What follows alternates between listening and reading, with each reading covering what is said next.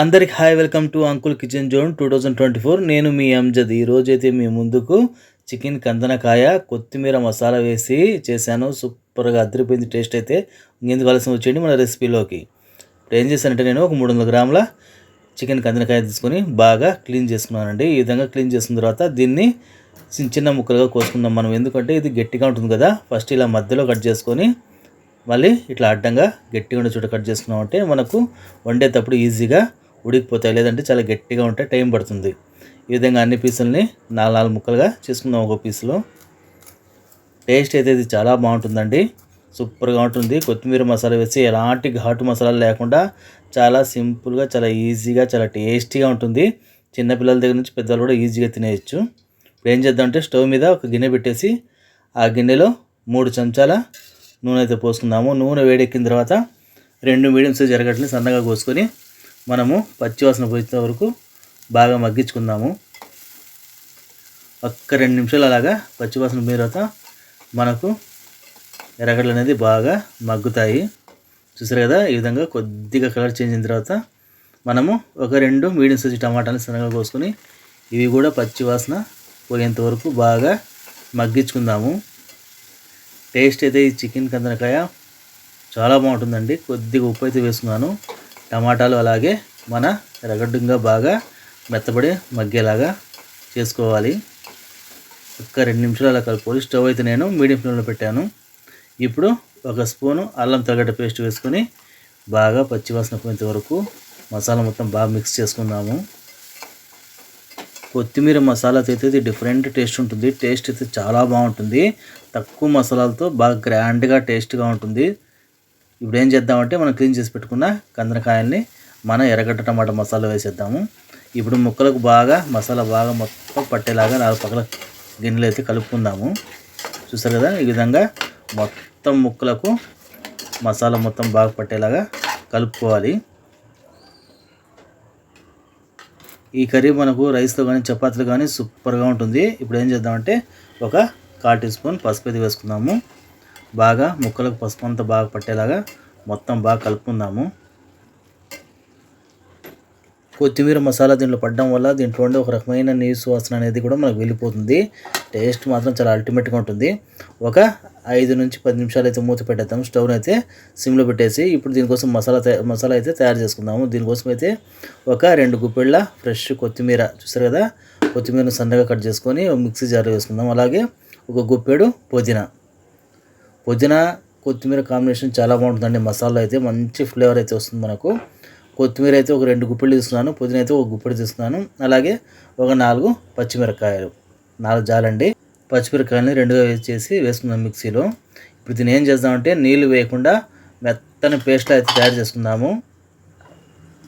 బాగా మెత్తగా మనం పేస్ట్ అయితే తయారు చేసుకోవాలి, నీళ్ళు వేయకుండా. మనకు నీళ్ళు అవసరం ఉంటే కొద్దిగా నీళ్ళు వేసుకుని పట్టుకోవాలి. చూసారు కదా, ఈ విధంగా మనకు గ్రీన్ కలర్లో చూడడానికి ఎంత కలర్ఫుల్గా ఉంది కూడా, టేస్ట్ కూడా అంతే బాగుంటుంది. ఇప్పుడు దీన్ని ఒక బౌల్ అయితే తీసేద్దాం. ఇప్పుడు మన చికెన్ కందనకాయ అయితే ఒక 5 నుంచి 10 నిమిషాలు మూసి పెట్టేసాం కదా. ఇప్పటికే మనకు చికెన్ కందనకాయ అనేది ఒక 50% అయితే బాగా కుక్ అయిపోయింది. ఇప్పుడు పట్టా లవంగాల పొడి, యాలకుల పొడి అయితే ఒక 1/2 టీ స్పూన్ అయితే వేసాను. వేసిన తర్వాత ఒక 2 సెకండ్లు ఆ మసాలాలో దీన్ని బాగా ఉడికించుకుందాము. మనకైతే ఇప్పుడు మంచి సువాసన అయితే వస్తుంది. ఇప్పుడు మనం రెడీ చేసి పెట్టుకున్న కొత్తిమీర మసాలాని మన చికెన్ కందనకాయలో వేసేసి మొత్తం మసాలా బాగా ముక్కలకు పట్టేలాగా అన్ని వైపులా 4 పక్కల బాగా కలుపుకోవాలి. మనకు మసాలా వేసి కలుపుతుంటేనే మంచి సువాసన అయితే వస్తుందండి.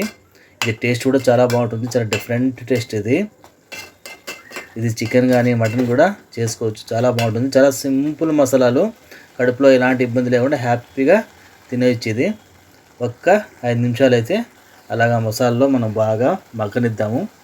తర్వాత ఒక టీ స్పూన్ అయితే కారం అయితే నేను వేసుకున్నాను. ఎందుకంటే ఇంతకుముందు మనం పచ్చిమిరపకాయలు వేస్తున్నాం కదా, దాని తగ్గట్టు చూసి మనం కారం అనేది వేసుకోవాలి. కొంచెం స్పైసీగా తినే వాళ్ళైతే 1.5 స్పూన్ కారం అయితే వేసుకోవచ్చు. ఇప్పుడు మనం కారం వేసిన తర్వాత ఈ స్టేజ్లో ఉన్నప్పుడైతే మనం కారం వేయాలి. ఎందుకంటే ముందుగానే వేసేస్తే పొడి మసాలాలు బాగా కాలిపోయి చేదు వచ్చేస్తుంది. ముందు మనం కొద్దిగా ఉప్పు వేసుకున్నాం కదా, రెండోసారి సేమ్ అంతే ఉప్పు వేసుకోవాలి. అంటే రుచికి తగ్గ వేసుకోవాలి మనము. ఉప్పు వేసిన తర్వాత కూడా బాగా 4 పక్కల కందనకాయ అయితే కలుపుకోవాలి. నేను ఈ కొత్తిమీర మసాలాలోనే ఒక 5 నుంచి 8 నిమిషాల వరకు కందనకాయని బాగా మగ్గనిస్తామండి. ఎందుకంటే అలా మగ్గనించడం వల్ల దాంట్లో ఉండే నీసు వాసన అనేది మనకు బాగా తగ్గిపోతుంది. ఇప్పుడు మనం దీంట్లో నీళ్ళు అయితే పోసుకుందాము. నేనైతే జారు కడిగిన నీళ్ళతోనే పోసాను. బాగా మసాలాను మనం 4 పక్కలు కలుపుకోవాలి. కర్రీ అన్నాం కదా, మనం కొంచెం గ్రేవీ అనేది కాదు కాబట్టి నీళ్ళైతే వేస్తున్నాము. అదే ఫ్రై అనుకున్నామంటే మనం బాగా అలాగే డ్రై రోస్ట్ చేసేయచ్చు. టేస్ట్ అయితే చాలా బాగుంటుందండి. వేడి వేడి అన్నంలో కానీ, చపాతీలో కానీ, పుల్కాలో కానీ అయితే మంచి కాంబినేషన్ ఇది. చాలా డిఫరెంట్గా ఉంటుంది. ఇప్పుడు ఒక 10 నిమిషాలు అయితే మూత పెట్టేద్దాం. స్టవ్ని అయితే నేను మీడియం ఫ్లేమ్లో పెట్టాను. చూసారు కదా, మన కొత్తిమీర మసాలా కందనకాయ అనేది బాగా మసాలాను పీల్చుకొని కందనకాయ అనేది బాగా గట్టిపడుతుందండి. టేస్ట్ అయితే అంత అల్టిమేట్గా ఉంటుంది. అసలు మనకి ఇప్పుడు ఇది ఉడుకుతుంటేనే మంచి సువాసన అయితే వస్తుంది. మన ఇండ్లంతా మంచి సువాసనతో నిండిపోతుంది. ఆ విధంగా సింపుల్ మసాలా చాలా రిచ్గా ఉంటుంది. స్మెల్ కానీ టేస్ట్ కానీ. అలాగే ఒక 5 నిమిషాలు ఉడకనిద్దాము.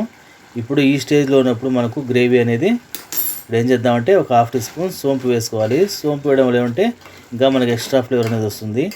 కొత్తిమీర మసాలాకు ఆ సోంపు కూడా మంచి ఫ్లేవర్ ఉంటుంది. టేస్ట్ కూడా చాలా బాగుంటుంది. చూసారు కదా, మన కొత్తిమీర మసాలా కందనకాయ అయితే రెడీ అయిపోయింది. ఈ స్టేజ్లో ఉన్నప్పుడైతే మనము స్టవ్ని ఆఫ్ చేసి ఇంకా ప్లేట్లు సర్వ్ చేసుకోవడమే. టేస్ట్ అయితే చాలా బాగుంటుందండి. నేను చెప్పిన కొలతల్లో పర్ఫెక్ట్గా చేసుకున్నట్టు మీకు చాలా టేస్టీగా, చాలా సింపుల్గా, చాలా ఈజీగా ఉంటుంది. టేస్ట్ కూడా చాలా బాగుంటుంది. ఇప్పుడు ఒక 2 నిమిషాలు అయితే మనం స్టవ్ని సిమ్లో పెట్టేసి మూత పెట్టేద్దాం. ఎందుకంటే సోంపు వేసాం కదా, ఆ సోంపు వాసన అంతా బాగా మనకు కందనకాయలు కానీ గ్రేవీలు కానీ బాగా ఊరేలా చేయాలి కాబట్టి ఇప్పుడు మన కందనకాయ అయితే రెడీ అయిపోయింది. చూసారు కదా, మంచి స్ట్రక్చర్తో గ్రేవీతో చూడడానికి ఎంత టెంప్టింగ్ ఎమ్మీగా ఉంది కదా. టేస్ట్ కూడా అంతే బాగుంటుంది. ఇప్పుడు ఒక ప్లేట్లో సర్వ్ చేసుకుందాం. చూసారు కదా, మన కొత్తిమీర మసాలా చికెన్ కందనకాయ రెడీ అయిపోయింది. Thank you. సబ్స్క్రైబ్ మీ, లైక్ మీ, షేర్ మీ, తప్పకుండా ట్రై చేయండి.